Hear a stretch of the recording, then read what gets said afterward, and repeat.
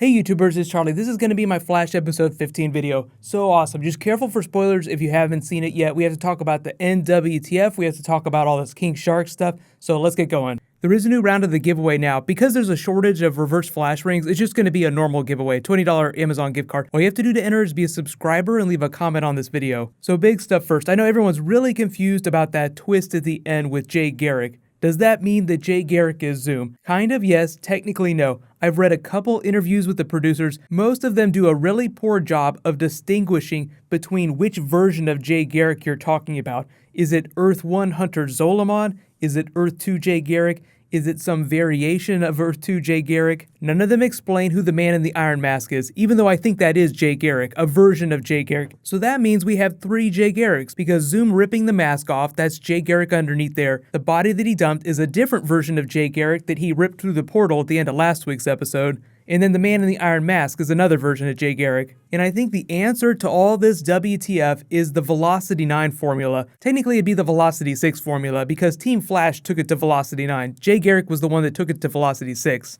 We're gonna have to be really careful about which version we're talking about. This version of Jay Garrick told Caitlin that there were weird things that happened when he took the formula. He's afraid, doesn't want Barry to do it. I think the formula is what led to the creation of Zoom, because this version of Jay Garrick has yellow lightning like Barry. This version of Jay Garrick that is Zoom has blue lightning. But what does this have to do with Hunter Zolomon? So I'm going to go ahead and do top 10 WTF, and I'll talk about the difference between Hunter Zolomon and what I think was going on when Jay Garrick showed Hunter Zolomon to Caitlin. I think there was a lot of trickery involved. And even though this version of Jay Garrick, the one that seems like he's dead now, was good, I think that he was still misleading Team Flash, especially based on some of the interviews I've been reading. So number 10 WTF. Harrison Wells tells Barry and Cisco not to tell anyone about Earth 2. So the minute you tell someone not to tell a secret to someone else, that's the guarantee that they will tell them eventually. So everyone ends up finding out about Earth 2. For most of the episode, it's a bad thing until you get to the Cisco reveal when Caitlin just works it out of them. Then they use it for comedy. But yes, the Barry reveal to Iris about them being married, about Joe dying, that's going to come back in the future. But I don't think that Barry and Iris are going to get together anytime soon. There's just way too much craziness going on right now. But it will be addressed in the future.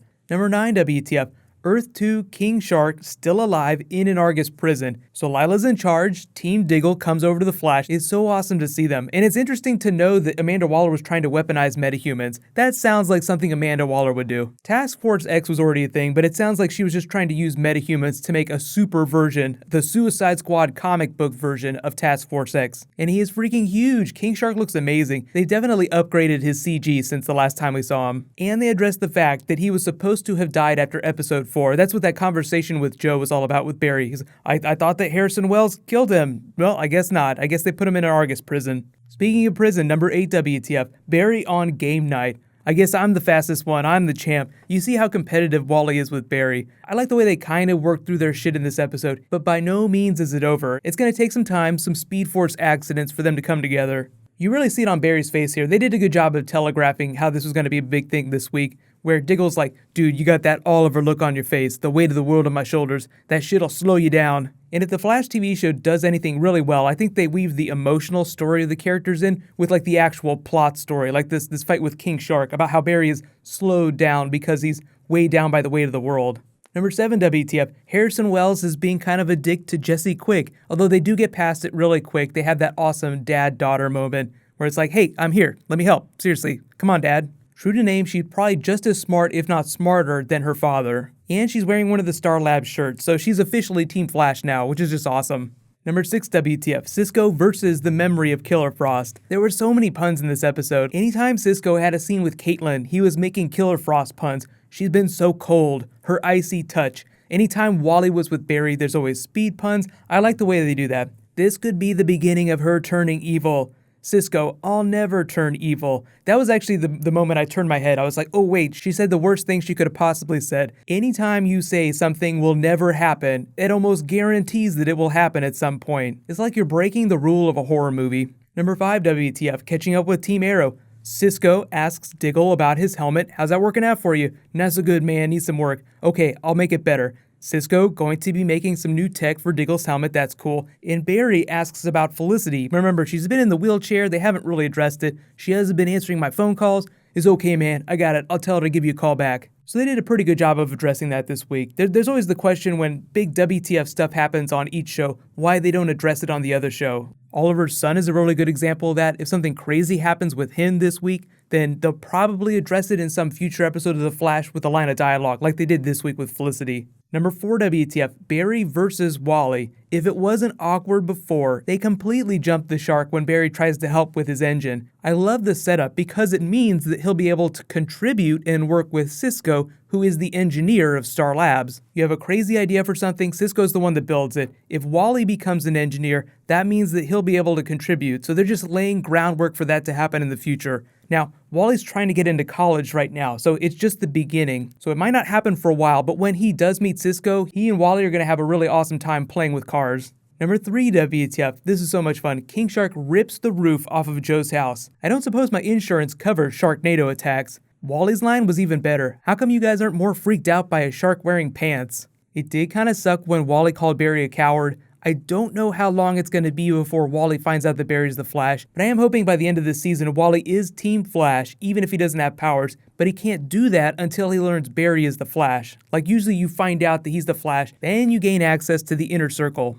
Number 2 WTF, Barry versus King Shark in the water, total Jaws style. More fishing with bait puns, more Jaws lines. I wanted to be Quint. You know Quint died in that movie, Cisco. So Barry uses his tornado ability, or technically it'd be a hurricane because it's in water, to shock King Shark. So it's like Shocknado. Give me all your lightning Sharknado jokes. This is so great. And the visual effects are great. I love the way they beefed up King Shark. He seemed even bigger than he did the last time we saw him. But if there's any confusion, he is back in the hands of Argus now. Lila's going to try and help him, but because he's such an awesome character, there's no way he's going to go away for forever, so they'll totally bring him back whenever they can. But now we got to talk about the number 1 WTF, Jay Garrick Zoom reveal at the end. What the hell is going on? What's up with Hunter Zolomon? And which version of Jay Garrick was masterminding all this the whole time? So what I think might be going on is that the man in the mask is Earth 1 Jay Garrick, and the Jay Garrick that we've known this whole time has actually been a twin of Zoom from Earth 2. They're both from Earth 2, Zoom and Jay Garrick. They are separate entities. But here's the real question, and I think it has something to do with the Velocity 9 formula. Jay Garrick got the Speed Force during the particle accelerator explosion, experimented with the formula to make himself faster. I think the physical manifestation of Zoom is a side effect of that formula. So the Jay Garrick that we've known probably knows that Zoom exists and is a version of him and has just been keeping that from everyone. So he's been misleading everyone, but he is a good person. Zoom is an evil person, but he's just like the split aspect of Jay Garrick. Now, he could also be, alternate theory, he could also be a Cobalt Blue type character, as in an actual physical twin before the particle accelerator explosion. But I think the idea is that the Velocity 9 formula twisted the original Jay Garrick to create Zoom, so that you have 2 copies running around, one evil, one good. And as we know, the good version of Jay Garrick was degenerating, like his cells were breaking down. He says it's a side effect of the Velocity 6 formula. That formula in the creation of Zoom, like the aspect of Jay Garrick, the Zoom creation, is probably the reason why Zoom needs to take Speed Force from Barry. Like, he can't just generate it like Barry does. If you ever watch Buffy the Vampire Slayer or Angel, you have the Angel character and you have the Angelus character, but it's the same person. Angel is the version of Angelus, the vampire, with a soul. When he loses the soul, he becomes Angelus. Imagine that same character being split into 2. So that you have a version of the character that's Angel with a soul, and you have a separate entity that is Angelus. That's what I think is going on with Earth 2 Jay Garrick. So when Jay Garrick was telling Caitlin about Hunter Zolomon, I think that he was pointing to Zoom, the actual Zoom. And before this happened, when Caitlin could not find Jay Garrick from Earth 1, they had stolen that Jay Garrick and put him in the Iron Mask. The only thing the producers have said to support this is that Jay Garrick was deceiving Team Flash the whole time. Our good Jay Garrick, not the Zoom character. Remember, Jay Garrick and Zoom are 2 completely different characters, but they're both versions of Jay Garrick.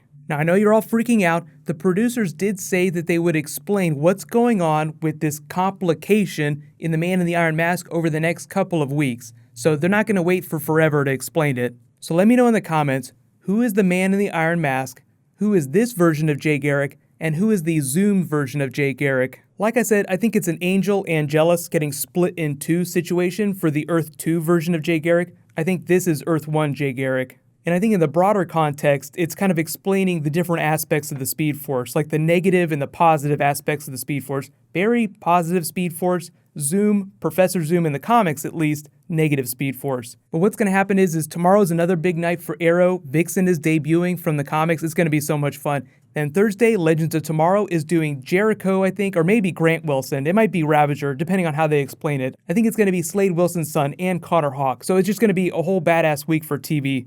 While you guys continue to freak out about all this stuff, you can click here for my Civil War Spider-Man video that I just posted, and you can click here for my Batman v Superman Justice League teaser. Thank you so much for watching, everybody. Let's high five. I'll see you guys tonight.